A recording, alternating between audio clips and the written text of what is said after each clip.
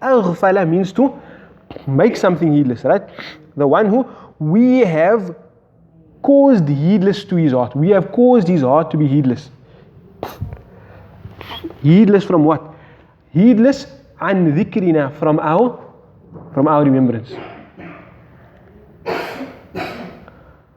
وَاتَّبَعَ هَوَاهُ, and he follows his hawa, his desires. And I mentioned last time that I'm going to translate that as intellectual desires. وَكَانَ أَمْرُهُ فُرُطًا, and his affair is in excess, meaning his matters are always in excess. Yeah, I want to throw something for you.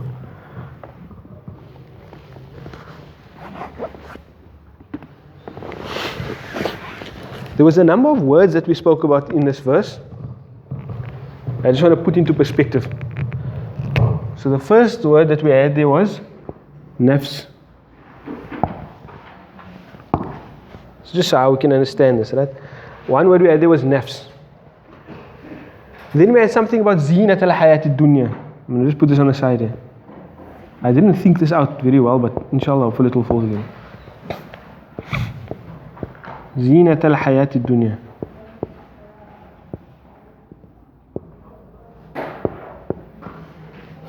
Right?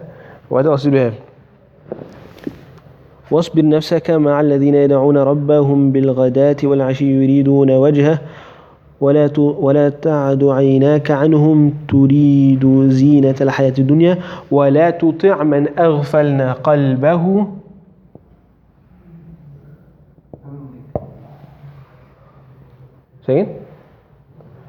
ولا تطع من أغفلنا قلبه عن ذكرنا واتبع هواه.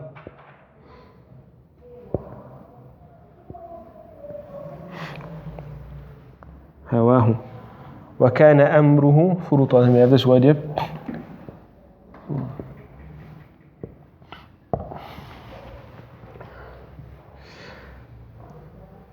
I'm just putting it not very randomly. I did arrange it like that for a reason. Right. So, anybody ever speak to you about like Ghazali's conception of the self?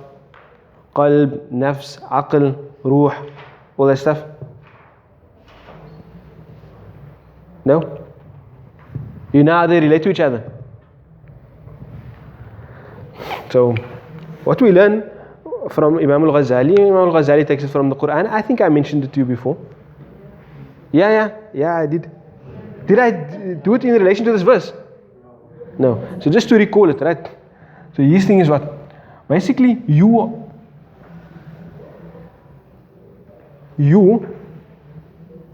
are more than just your body. If I were to ask you a question, are you your body or do you have a body? If I put up your hand, who of you are a body? Who of you are your body?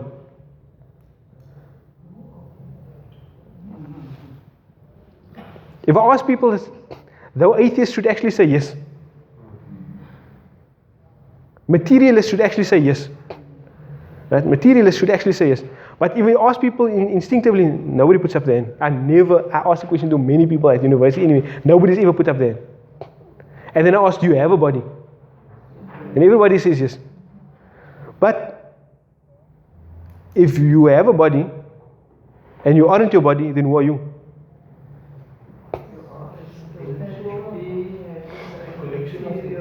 So there's another spiritual aspect to you, right? And that's we call our qalb, your qalb, your spiritual heart, right?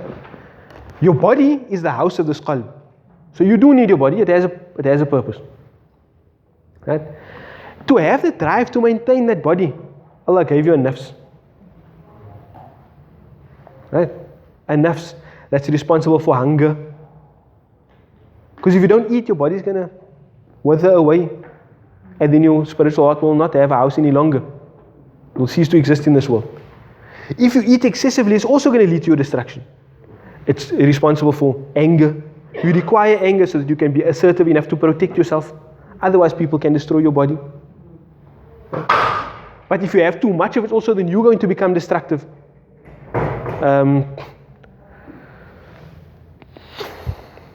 Passion of, procreation. You require that for your species to continue to exist, right? But if that becomes the focus of your life, then you'll become a sexual deviant or predator or something like that, right? So you need to have this nafs. It's not like it's there for no reason, not like a complete bad guy. But this nafs, by its nature, it inclines to extremes. Take any quality. Like I said, anger, if you have the right amount of it, then you'll be an assertive person. If you have too little of it, you're going to be a walkover. If you have too much of it, you're going to become an aggressive person. Hunger, if you have it to the right amount, you'll have a healthy body. If you have too little of it, you'll become malnourished.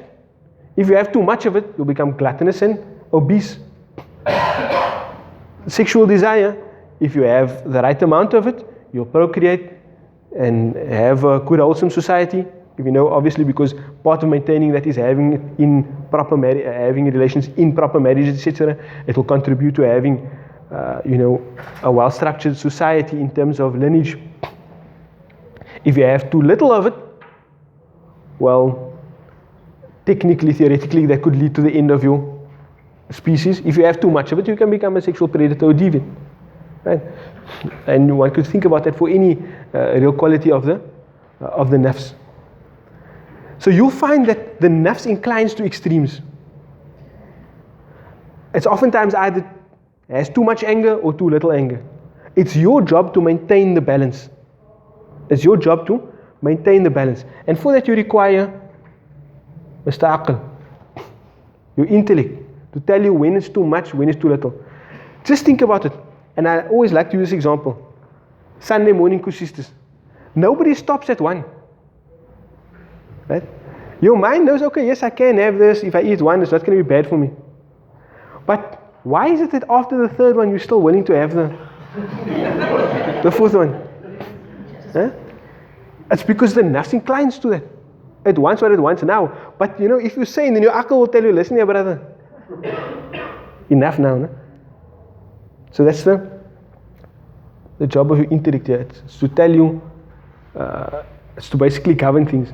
So, and one thing that I watched about Imam Al-Ghazali's Alchemy of Happiness, he gives a nice explanation. He says, this guy here is like the policeman for this guy.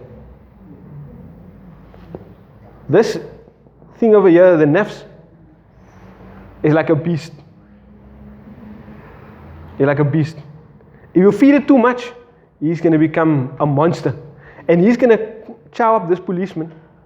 Or he's going to shackle the policeman and drag your heart along to whichever passions it wants to go. But if you don't feed it enough, if you keep it in check, balanced, and your aql is in a good state, your intellect is in a good state, then it has the ability to fetter your nafs, to keep it in check, and then your qalb is free to follow the dictates of your intellect, but not only your intellect, also your ruh, which is something gifted to you by Allah subhanahu wa ta'ala. We don't know much about its nature, etc. But what we do know about it is that through it we get divine inspirations from Allah subhanahu wa ta'ala. Right? Guidances towards good things, etc. Right? So, if everything's in order, your nafs is not a gluttonous monster,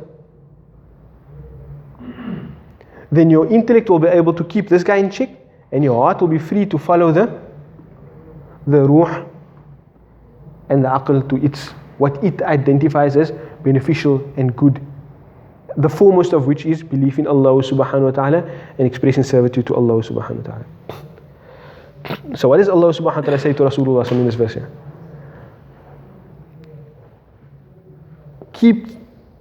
Isbir nafsak. Keep your nafs in check there. Make it bear patiently with certain people. Right? We're going to speak about those people in a moment. Right? With certain people. What kind of people? يَدَعُونَ رَبَّهُمْ بِالْغَدَاةِ وَالْعَشِيِّ يُرِيدُونَ وَجْهَهُ. A people that are already following the dictates of their ruh. They're calling upon Allah subhanahu wa ta'ala, and in the mornings, in the evenings, all they desire is His countenance. Do not let your eyes pass over them.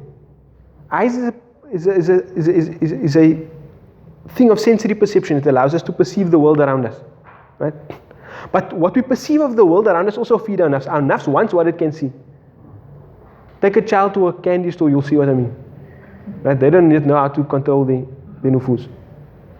Right? Don't let your eyes pass over them because you want to attain this thing over here. The adornments of this worldly life. Why? That appeals to your nafs on one level. So do not let your eyes pass over them on account of desiring this, which is something that your nafs inclines to. ولا تعد عيناك عنهم تريد زينة الحياة الدنيا ولا تطع من أغفلنا قلبه.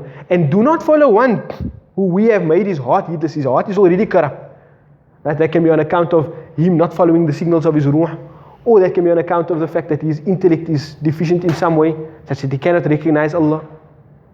But there's some barrier to his qalb over here. His qalb is bad. So do not follow that person.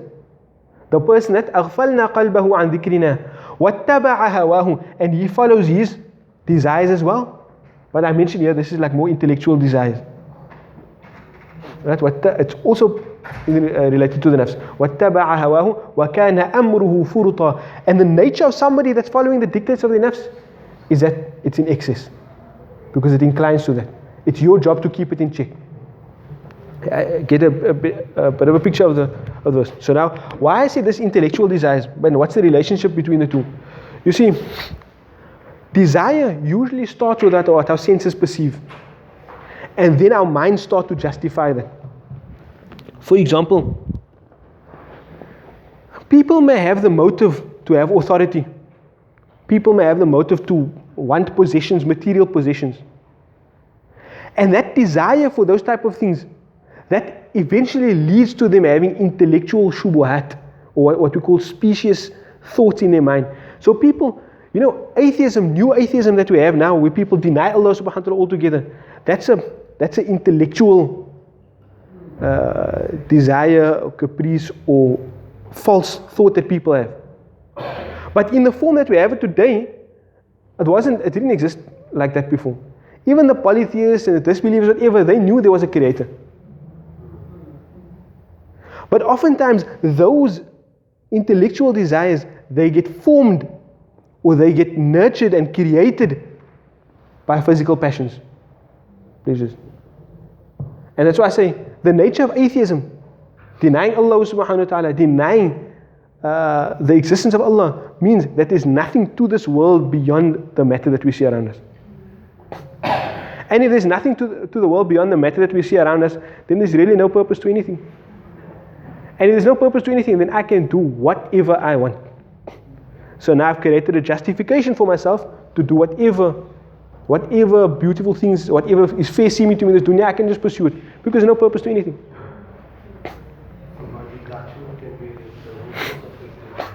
The problem here is, it can either be that the nafs